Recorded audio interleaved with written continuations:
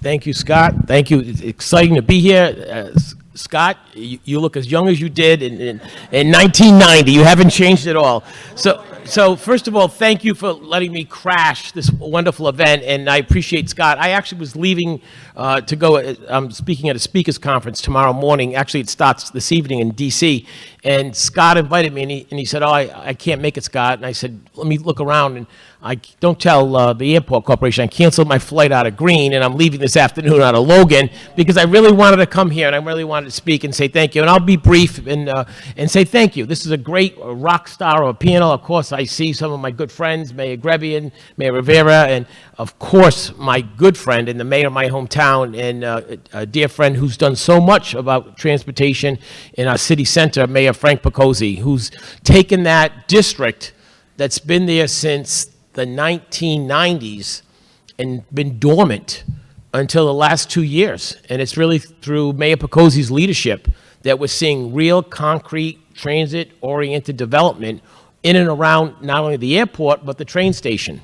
And that just doesn't happen. And I give the mayor a lot of credit. We took an abandoned hotel, the Sheraton Hotel, that was very short on parking in Warwick, and with the mayor's help, we converted it into 250 units of workforce housing, and we were short on parking. What do? We created these little, if you go to the G-Pub downtown, you see the elevators where you pull in your car, it goes up like that, and another car pulls in. That was never been done in Warwick. The mayor did that, so we could do that. So, Mayor, thank you for your continued efforts. Mayor Grebian, Mayor Rivera, the train station is exciting in Pawtucket. We look for all the development around there. And let me acknowledge my colleague and good friend, Rebecca Kislak, is here, who is a big asset to me in the House, and she continues to strive for good stuff. So let me be very brief by telling you some of the things we've done last year.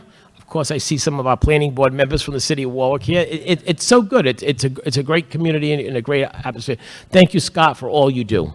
For what you do for Grow Smart Rhode Island, you, John Flaherty, everybody. It's a great organization. We need more of it. And this is a great opportunity. It's a great topic, transportation and development. It's so good for the environment if you do good planning.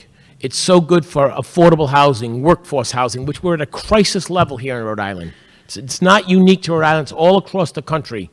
I can tell you from talking to speakers from all over, this is not unique in any way. The problems we're facing here today are national in scope.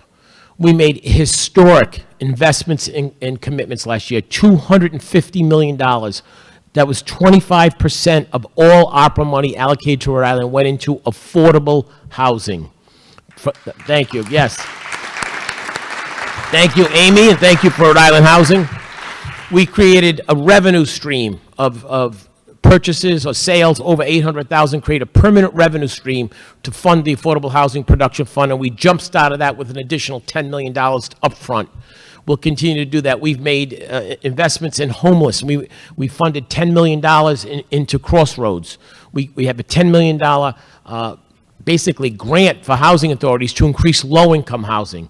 We need housing all across the spectrum. In about 2 weeks, I'm going to release a package that the House has been working on for over a year. We have two great study commissions, the Low and Moderate Housing Commission, as well as the Land Use Committee, and we actually started a third commission to look at surplus state property and see how we can for the sole and specific purpose of creating more affordable housing. We're looking creatively. Thank you, Scott. Across that.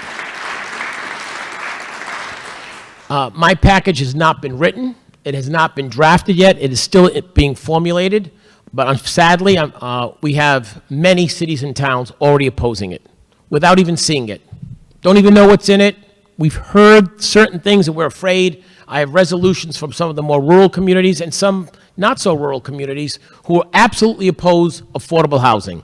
They don't say it quite like that. I'm paraphrasing it, but we're for affordable housing, but we don't have the infrastructure. We don't need any here in Gloucester. We don't need any in Exeter. We don't need any in various communities. Doesn't sell with me. Every community has to step up and do their part. Thank you. Well, I can tell you, I can't get into the details of the package because, like I said, believe it or not, it's still being drafted and written and fine-tuned. But there will be an incentive in the package for TOD, Transit-Oriented Development. there'll be an incentive to build in and around a train station or a transportation hub, because it's smart planning. It's what we need. It's good for the environment. We cannot forget that we have a obligation to the next generation of Rhode Islanders to leave a community, a state, better, or if not the same. We cannot keep making bad and poor planning decisions. We need to look at what we need today. At the same time, we need to look at what we're doing going forward. It's not easy. I know it's not easy. I know that some of the criticism has been labeled at me personally because I'm a land use lawyer and there's some kind of personal financial gain involved for me and my clients. Absolutely 100% not true. And if it were, believe me, the media would be all over me because they enjoy that. I stand very comfortable of where I am and on how strong I am on this issue. This is too important of an issue to be sidetracked. I see my good friend, Mayor Avedisian. I still call him Mayor. He's been the head of RIPTA for several years. Not an easy job. Everybody wants more RIPTA service. Nobody wants to pay for it. Everybody wants free RIPTA. There's no free. It may be free to the people who ride it, but it still costs the rest of us, the taxpayers. He's done a good job as best as he can. We're going to continue to give Scott the resources he needs. We need to continue to look at ways to be smart and productive regarding affordable housing, transit-oriented housing, and our environment. And by the way, they're not separate issues. They can all coexist. A little bit of hard work, a little bit of work with Grow Smart Rhode Island, we can make it happen. We're looking at repurposing our buildings, our factories, our mills that are vacant. Some of our schools are vacant. Why can't we, rhetorical question, if we go into any community in Rhode Island and there's a factory, because we're Rhode Island, we're colonial, we're old, similar to Brockton in Massachusetts, we're an old community. Mayor, thank you for your speech. It was very good, by the way. Reality is if we have an industrial factory, an industrial use in a factory, why can't we convert that to housing, residential housing, bypassing the need to get local zoning? Because it's okay to have a factory there that has traffic and deliveries and noise and odors and whatever you want to call it the factory does. Let's have housing. Let's continue to meet all the safety codes. Let's meet the fire code, the safety code. We need landscaping or parking. Let's either get the variances for that or let's meet those requirements. But let's make these impediments, these difficulties, these hurdles easier to obtain so the private sector and sometimes the public sector and sometimes a PPP, a combination of the private-public partnership, make it work. We need to look at this creatively. This package that I'm submitting is not going to solve the problems. It is clearly not. Brenda Clements has worked incredibly hard. There she is. You were here a minute ago. But, and many people, Tom Deller on the land, I can go down the list, all.